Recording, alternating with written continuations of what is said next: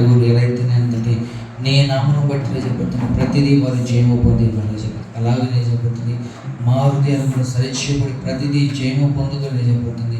నీ కృపలో వాడబట్టుకు సహాయం వచ్చి మరి వర్తమానము రాజపడుతుంది సిద్ధపరచబడిన రాజపడుతుంది. ఇంకా మావులు ఇంకా పడుతుంది ఆత్మీయ ఆహారం ఇంకా కొత్తగా ఉన్నట్లయితే రాజపడుతుంది వాడి ద్వారా కూడా సరిచేయబడి రాజపడుతుంది. వట్టి కుండగా వచ్చి మేము నిండుకుండగా నింపుకుని రాజపడుతుంది. సంతోషకరంగా పడుతుంది గృహాలకి ఆత్మీయ ఆహారాన్ని చెప్పి సిద్ధపరచుకొని తీసుకుని వెళ్ళేందుకు సహాయం తెచ్చామని అసలు యేసు క్రీస్తు వ్యక్తి వద్దడి పెట్టుకుంటాం తండ్రి. సమయమందు మన ప్రియులు చదువుపాడులో దేవుని పరిచయం చేస్తున్నటువంటి నెహెమ్యా పాస్టర్ గారిని వర్తమానం అందించాలని ప్రభు పేరిట ప్రేమపూర్వకంగా ఆహ్వానిస్తున్నాం. అందరూ చప్పట్లు కొట్టి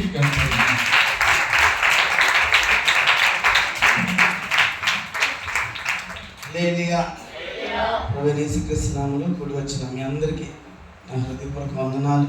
అలాగే నాకు ఈ యొక్క అవకాశం ఇచ్చిన మినిస్టర్ నాయకులు డేవిడ్ పాల్ గారికి అలాగే అమ్మగారికి కూడా నా హృదయపూర్వక వందనాలు. అలాగే ప్రెసిడెంట్ గారికి కూడా నా హృదయపూర్వక వందనాలు. స్థానిక పాస్టర్ గారు మరి సుతమ్మ గారికి కూడా నా హృదయపూర్వక వందనాలు. నా తోటి దైవ సేవకులందరికీ కూడా నా హృదయపూర్వక వందనాలు. చిన్న ప్రార్థన చేసుకుందాం. మరి దేవుడు నిజంగా ఆయనను బట్టి మనం అతిశయించినప్పుడు ఆయన ఏదైనా చేయగలిగిన సమర్థుడై ఉన్నాడు. ఈరోజు మనం ఆయన మీద ఆధారపడినప్పుడు దేవుడు మహోన్నతమైన కార్యాలు చేసే దేవుడై ఉన్నాడు. ఒక్క నిమిషం అందరూ కళ్ళు మూసుకొని ప్రభువా నాయనా నీవే గొప్ప దేవుడు అయ్యా అని ప్రతి ఒక్కరు కూడా ప్రార్థన చేద్దాం. నిన్ను బట్టి మేము అతిశయించడానికి సహాయం చేయండి ప్రభా అని ప్రార్థన చేద్దాం. హల్లెలూయా హల్లెలూయా స్తోత్రం. నీ ఆజ్ఞ లేనిదే ఏదైనా జరుగునా, నీ కంచె దాటగా శత్రువుకు సాధ్యమా. నీ ఆజ్ఞ లేనిదే ఏదైనా జరుగునా, నీ కంచె దాటగా శత్రువుకు సాధ్యమా. మా దేవా నీవే మాతో ఉంటే అంతే చాలును.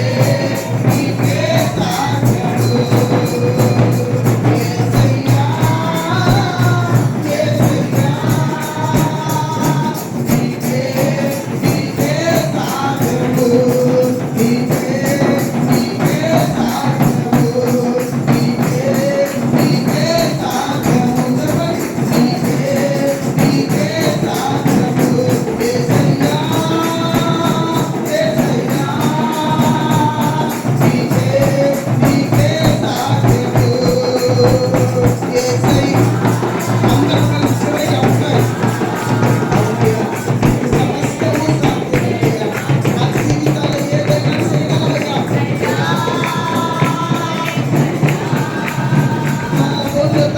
కాపాడు చంద్రశేఖర వెతువులను కాపాడవయ్యా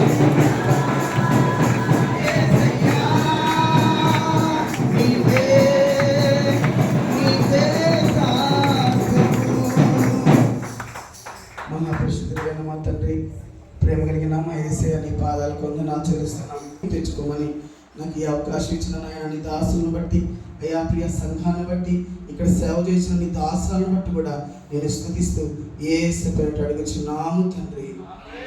దయచేసి అందరూ కూర్చుని కొద్దిసేపు, నేను ఎక్కువసేపు చెప్పను. రాత్రి కాలం ఎలాగో ఒక ఆర్డర్ పాస్ అయింది, మరి 9:30 కల్లా ముగించాలని. మరి ఇప్పుడు సమయం ఖచ్చితంగా 9:05 అయింది. అంటే నా సమయం ఇంకా 25 నిమిషాలు ఉంది. కాబట్టి మరి త్వరగానే మనం ముగించుకుందాం. మరి ఇందాక పాస్టర్ గారు చెప్పిన విషయాన్ని మరొకసారి మనం ధ్యానం చేసుకుంటూ మనం ముందుకెళ్దాం. దేవదేవుడు మనందరితో మాట్లాడినట్లుగా మనమందరం కూడా ప్రార్థన పూర్వకంగా ఉన్నాం. హల్లెలూయా. చూద్దాం ఒకసారి ఇర్మియా గ్రంథంలో ఇందాక పాస్టర్ గారు ఒక విషయాన్ని మనకు చదివించారు. అదొకసారి మరొకసారి ధ్యానం చేసుకొని మనం అంతా ముందుకు వెళ్దాం. చూడండి ఒకసారి ఇందాక ఏం చదివించారు. 9వ అధ్యాయము ఎంత 9:24 అతిశయించువాడు దేవుని బట్టి అతిశయించవలెను, భూమి మీద కృప చూపుచు నీతి న్యాయములు. పైనంతా చదువుకుంటే యెహోవా సెలవిచ్చుచున్నాడు, జ్ఞాని తన జ్ఞానమును బట్టి కానీ, సూర్యుడు తన శౌర్యమును బట్టి కానీ, ఐశ్వర్యవంతుడు తన ఐశ్వర్యం బట్టి కానీ అతిశయించకూడదు. మరి దేన్ని బట్టి అతిశయించాలంటే దేవుని బట్టి అతిశయించాలి. ఎలా మనకి దేవుని బట్టి అతిశయం వస్తుందంటే ఆ కింద ఒక మాట చదువుతాం. భూమి మీద కృప చూపుచు నీతి న్యాయములు జరిగించుచున్న యెహోవాను నేనే అని గ్రహించి నన్ను పరిశీలనగా తెలుసుకున్నట బట్టియే అతిశయించాలి. హల్లెలూయా. మరొక మాట అందరు చదివించారు. గుర్రమును బట్టి రథమును బట్టి కొందరు అతిశయిస్తారు.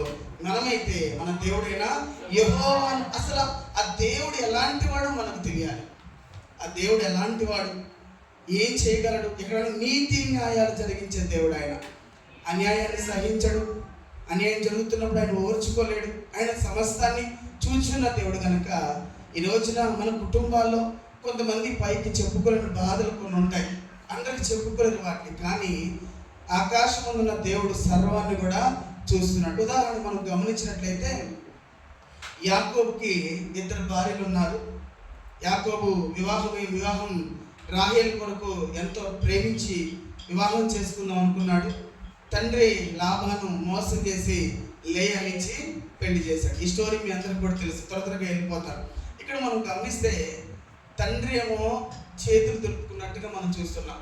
దీనికి ఎలాగో పెళ్లి కాదు, ఎవడో ఒకరిని కట్టబెడితే నా బాధ్యత అయిపోతుంది, నాకెందుకు ఈ పరిస్థితి అనుకొని చెప్పా పెట్టకుండా, నచ్చాడా నచ్చలేదా అని అడగకుండా, అవతల వాడికి నా పిల్ల నచ్చిందా నచ్చలేదా అని అడగకుండా రహస్యంగా ముసుగేసి లేయానిచ్చి యాకోబుకి పెళ్లి చేశాడు. తర్వాత తెల్లారి ముసుగు చూసేసరికి నేను రాహేలు చేసుకున్నా అంటే లేయ ఉండేటని ఆశ్చర్యపోయి లేయాను ద్వేషించడం ప్రారంభించాడు యాకోబు. ఇక్కడ గమనిస్తే ఒక పక్క తండ్రి చేతులు దులుపుకున్నాడు, ఒక పక్క కట్టుకున్నవాడు వదిలేశాడు, రెండో పక్క నాది నువ్వు సొంతం చేసుకున్నావు, నాకు కావాల్సింది నేను చేసుకోవాల్సిన దాన్ని నువ్వు సొంతం చేసుకున్నావని భయంకరమైన ఈర్ష్యతో రాహేలు కూడా మనకి కనబడుతుంది. చెల్లి కూడా కనబడుతుంది.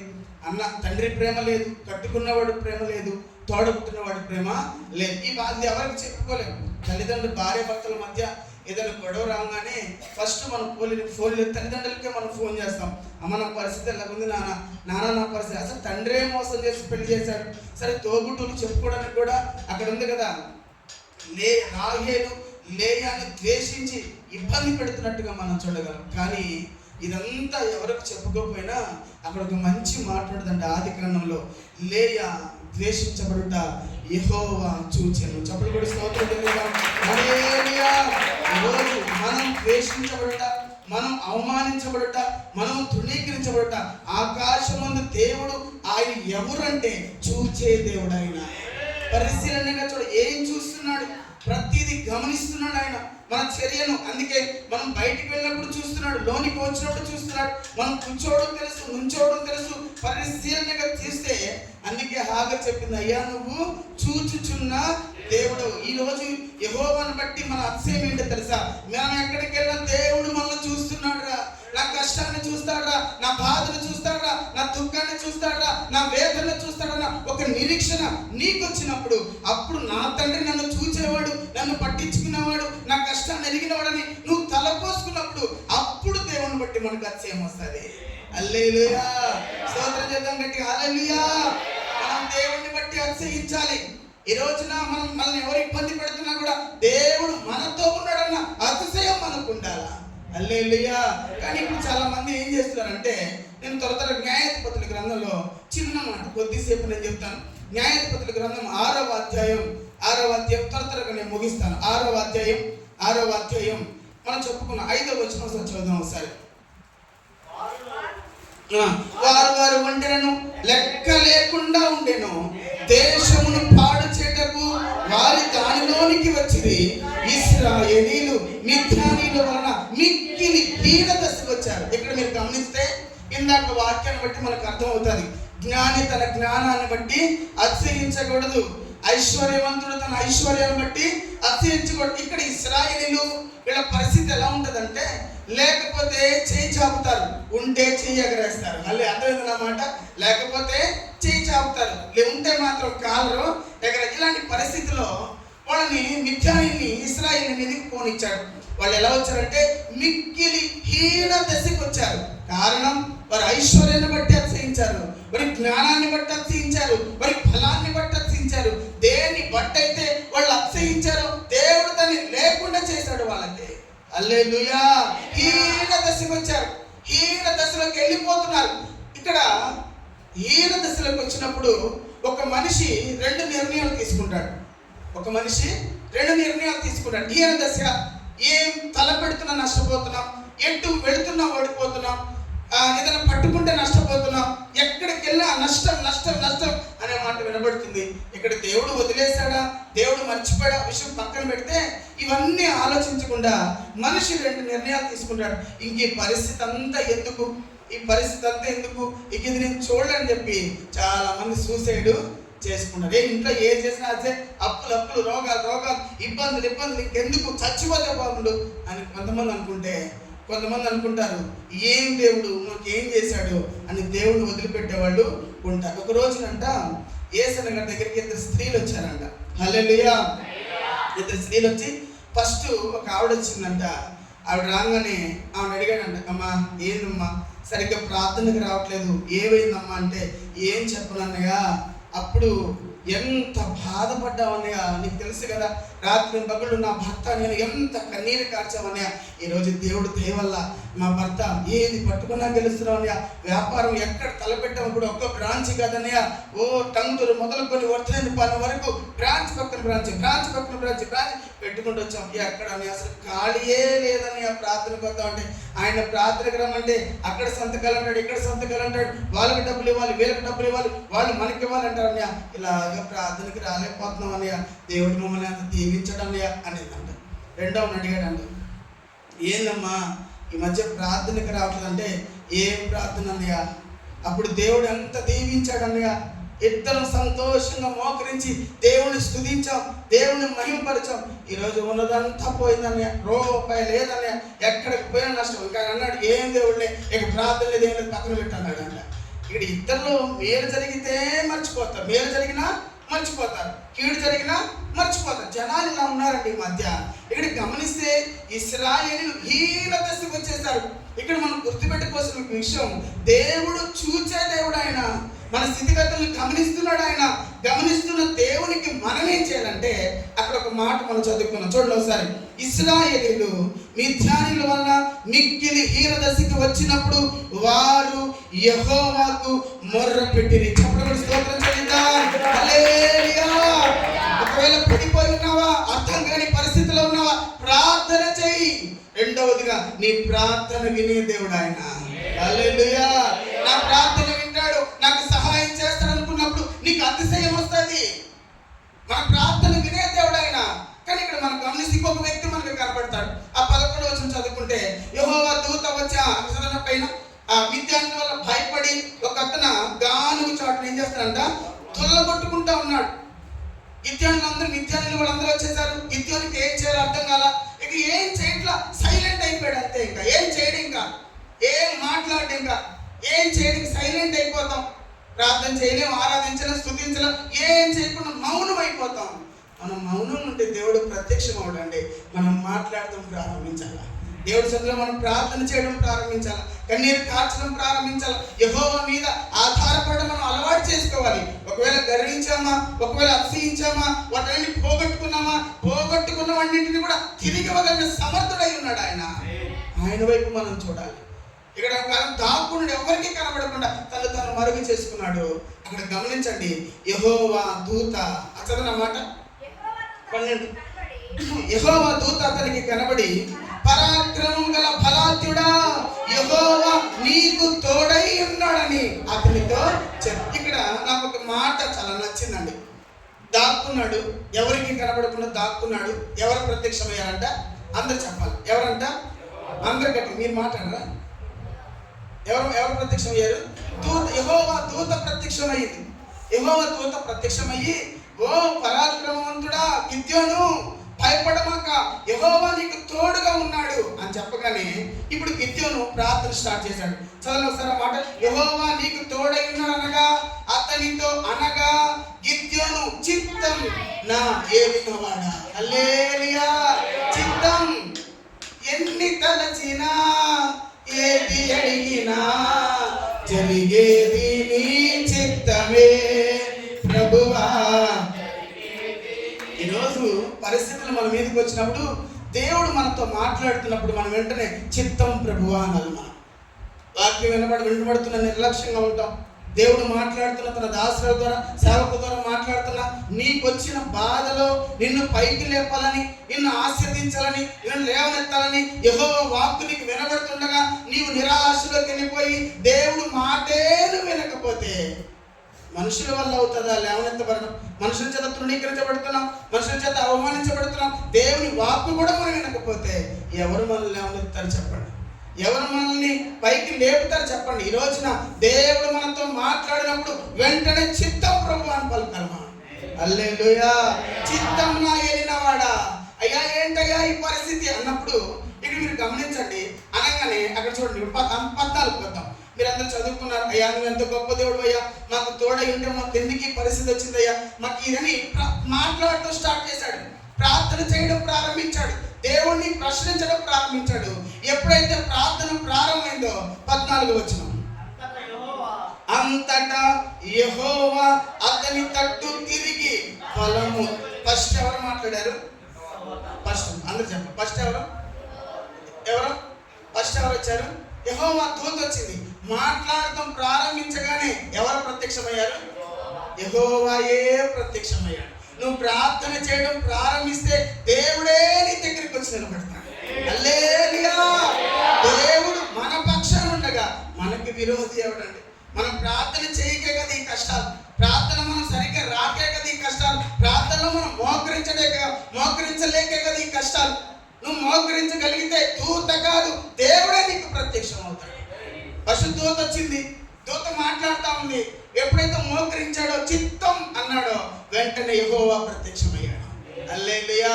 ఫస్ట్ సేవకుల ద్వారా నీతో మాట్లాడతాడు. నువ్వు కనుక ఆయన మాటకు అంగీకరించి నువ్వు తల వంచి మోకరించగలిగితే దేవుడే నీ విషయంలో జోక్యం చేసుకుంటాడు. అసలు సేవకుల మాటేనే వినకపోతే ఇక దేవుడు ఎలా జోక్యం చేసుకుంటాడు ఆలోచించండి ఒకసారి. మనం సేవకుల మాటే మనం వినకపోతే, సేవకురాల మాటే మనం వినకపోతే ఇంక ఎలా దేవుడు మన విషయాలు కలగజేసుకుంటాడు ఆలోచించండి. దూత మాట్లాడుతున్నప్పుడు నువ్వు వచ్చావా, సరేలే ఏం చెప్పు అన్నాడా? వెంటనే మోకరించాడు. వెంటనే ప్రాధాయపడటం స్టార్ట్ చేశాడు. వెంటనే యెహోవా ప్రత్యక్షమై దేవుడు చెప్తున్నాడు, బలం తెచ్చుకో అయ్యా. వాళ్ళ దగ్గర ఈనాడు చదువు, వారు ఒంటెలు లెక్క లేకుండా ఉండేను. విస్తారమైన జనం, విస్తారమైన బలగం, విస్తారమైన సైన్యం మిద్యానీయులకు ఉందయ్యా. ఇప్పుడు మాకేం కావాలంటే నువ్వేం పట్టుకోవద్దు, కొండ ఒకటి పట్టుకోవచ్చాలని చెప్పాడు. హల్లెలూయా. నీకు సైన్యం అక్కర్లా, నిన్ను బలపరచడానికి, నిన్ను లేవనెత్తడానికి సైన్యం అక్కర్లా, కుండ చాలంతే. హల్లెలూయా. ఒక్క కుండ శబ్దంతో మిథ్యాన్ని పారద్రోలేడు దేశం నుంచి. యెహోవా జీవము కలిగిన దేవుడు ఆయన. హల్లెలూయా. ఆయనకి సమస్తము కూడా సాధ్యమే. మనం నమ్మితే, ఆయన బట్టి మనం అతిశయించగలిగితే చిన్న వాటి ద్వారా అద్భుతాలు చేసే దేవుడు ఆయన. మోషే చేతిలో చిన్న కర్ర చాపితే సముద్రం పాయలైందండి. ఈ సంవత్సరం చేతిలో చిన్న గాడిద ఎముక 1000 మందిని చంపి పోగేశాడండి. ఎక్కడిదంటే యెహోవాను బట్టి వారు అతిశయించిన దాన్ని బట్టి. హల్లెలూయా. మా దేవుడే మా బలం. అబ్రహాంతో దేవుడు అంటాడు, 99వ సంవత్సరం అబ్రహాంతో మాట్లాడినప్పుడు 15వ అధ్యాయంలో, అబ్రహామా నీ కేడెము నేనే, అంటే నీ బలం నేనే. అయ్యా ముసలోన్నయ్యా, 99 ఏళ్ళు నాకు వచ్చేసినాయి, ముసలివాడినైనా నేను, శారా 100 ఏళ్ళ శారా గర్భం ధరించిన పిల్లలు కనిద్దంటే, ఓరే నీ బలం నేను. హల్లెలూయా. దేవుడు మన పక్షాన్ని ఉంటే, దేవుడు మన బలమై ఉంటే ఎవరు మనల్ని చేయలేరు. చప్పట్లు కొట్టి స్తోత్రం చెల్లిద్దామా? హల్లెలూయా. హల్లెలూయా. కాబట్టి ఈ రోజున చిన్నదే, నీ చిన్న విశ్వాసమే, నీ చిన్న ప్రార్థనే, నీ చిన్న ఆయుధమే. ఇందాక పాస్టర్ గారు చెప్పారు, చిన్న గొలకరాయి గొలియాతుని పడగొట్టింది. గొలకరాయి కాదు, గొలకరాయి విసిరినవాడు కాదు, గొలకరాయి విసిరినవాడు నమ్ముకున్న దేవుడు వల్ల అవుతుంది. హల్లెలూయా. వాడంటే నువ్వు కుక్కవురా, కుక్కలాగా వస్తున్నావు నా మీద అంటే, దావీదు దేవుడు, అవును నేను కుక్కని, నా వెనకాల 7 అన్నలు ఉన్నారు, 8 అక్కలు ఉన్నారు, మా ఎక్కడే ఉన్నారు, మా సౌలు కూడా మా చుట్టమే, కాబోయే మామే అని చెప్పాడా? ఇవన్నీ చెప్పలా. నువ్వు ఒకవేళ ఎలా వస్తున్నావు నాకు తెలియదు, నేను యెహోవా పేరట వస్తున్నాను. మనం దేవుని పేరట బయలుదేరటమే విజయం మనకిచ్చే దేవుడై ఉన్నాడు. కాబట్టి అర్థమైంది దేవుని బిడ్డలారా. ఈరోజు మనం గుర్తుపెట్టి, మనం దేవుని బట్టి అతిశయించక్కర్లా. మనం దేవుని బట్టి అతిశయిస్తున్నప్పుడు, యెహోవానే మన బలం అనుకున్నప్పుడు, గిద్యోన్ని బలపరిచిన దేవుడు. మనతో దేవుడు మాట్లాడుతున్నాడు, చిత్తం ప్రభువా అన్నప్పుడు ఆయన కలగ చేసుకునే దేవుడు అయి ఉన్నాడు. ఒక మాట నాకు అనిపించింది. యేసు ప్రభు అంటాడు, నేను గుమ్మమునెద్ద నుండి ఏం చేస్తున్నాను, తట్టుచున్నాను.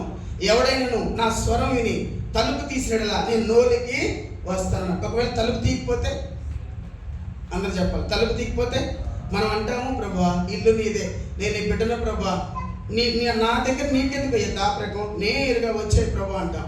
నీ అనుమతి లేకుండా నీ జీవితంలోకి రాడండి.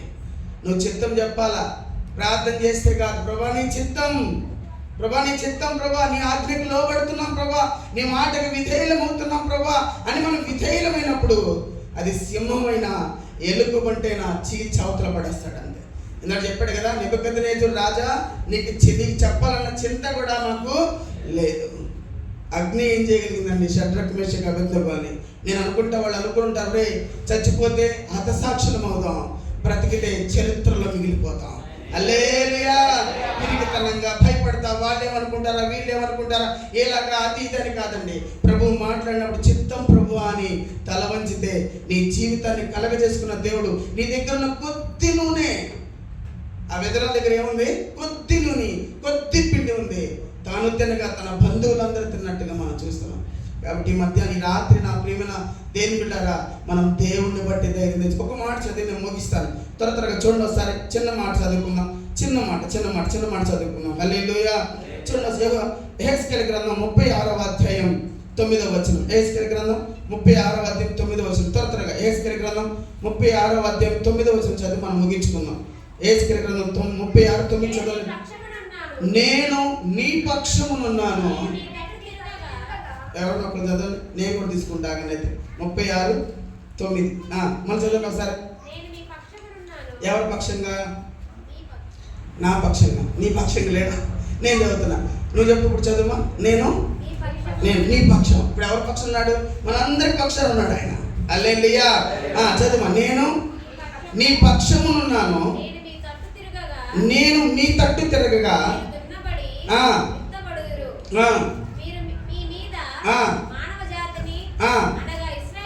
దేవుడు నేను మీ పక్షంగా ఉన్నాను. 119 కీర్తన 6వ వచనం. 119 కీర్తన 6వ వచనం. ఆయన మన పక్షం నుండి ఏం చేస్తాడు చూడండి. 119 కీర్తన 6వ వచనం. త్వరగా 119:6. నేను లక్ష్యము చేయనప్పుడు నాకు అవమానము దేవుడు మన పక్షంగా ఆయన వాక్యాన్ని మనం అంగీకరించినప్పుడు మనకు అవమానం కలగదు. చూచుచున్న దేవుడు, ప్రార్థన వింటున్న దేవుడు నీ అవమానాన్ని తొలగించే దేవుడు అయి ఉన్నాడు. దేన్ని బట్టి ఫీల్ అవుతున్నామో, దేన్ని బట్టి తలదాచుకుంటున్నావో, దేన్ని బట్టి మనుషుల మధ్య తిరగలేకపోతున్నావో ఆ దేవుడిని బట్టి అర్థిస్తే చూచుచున్న దేవుడు నీ ప్రార్థన విని నీ పక్షంగా ఉండి నీ అవమానాన్ని తొలగించే దేవుడు అయి ఉన్నాడు. హల్లెలూయా. అంత మాత్రమే కాదు కానీ ఇంకొక మాట మనం చదువుకుందాం. అదే కీర్తన 136వ కీర్తన చివరి మాట, 138వ కీర్తన 8వ వచనం. 138వ కీర్తన, యెహోవా నా పక్షమున కార్యము అయిపోయింది. ఏం చేస్తాడంటే ఆయన కార్యాలు సఫలపరుస్తాడు. ఆయన మన పక్షం నుండి మనం తలపెట్టిన ప్రతి నీ కోరికను సిద్ధింపజేసి నీ ఆలోచన యావత్తు ఆయన సఫలపరుస్తాడు. చూచుచున్న దేవుడు, ప్రార్థన వింటున్న దేవుడు, నువ్వు ఆయన ఎదుట నీ చిత్తం ప్రభు అంటే ఆయన నీ పక్షంగా నిలబడి చిన్న వాడితో పెద్ద కార్యాలు చేసి ఆయన ఏం చేస్తాడు? అవమానాన్ని తొలగించి ఇంకేం చేస్తాడు? చివరి మాట, సఫలపరుస్తాడు. సఫలీకృతం. ఈరోజు చాలా మంది మనం సఫలీకృతం లేవండి. మనం అని ఇల్లు సగాలు ఆగిపోవడం, భవిష్యత్తు సగాలు ఆగిపోవడం, చదువులు సగాలు ఆగిపోవడం కారణం తెలుసా? ఆయన ఎదుట మనం మోకరించకే చిత్తం ప్రభు అని అంటమే. ఆయన చిత్తం పరిశోధించి తెలుసుకోవాలి. మనం యెహోవా ఎలాంటి వాడో పరిశోధించి మనం తెలుసుకున్నప్పుడు ఆయన ఏంటో మనకు తెలుస్తుంది. అప్పుడు ఆయన బట్టి మనకి ఏమొస్తుంది? అతిశయం వస్తుంది. అట్టి అతిశయంతో ఈ లోకాన్ని జయించి 2026వ సంవత్సరంలో అడుగు పెడతాము గాక. దేవుడి మాటలు దీవించును గాక. ఆమేన్.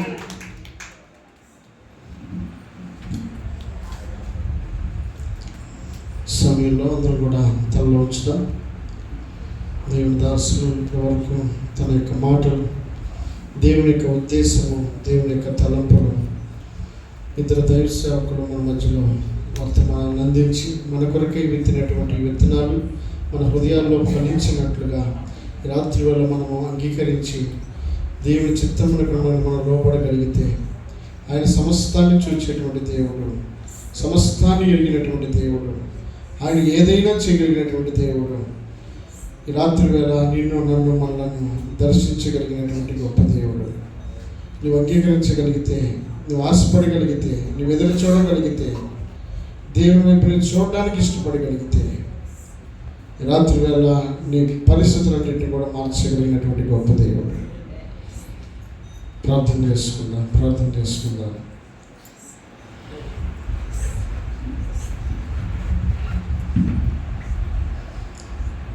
మన ప్రియులు ప్రశాంత్ అమ్మ గారు ప్రార్థన చేయాలని ప్రభుత్వం తెలియపరుస్తామని.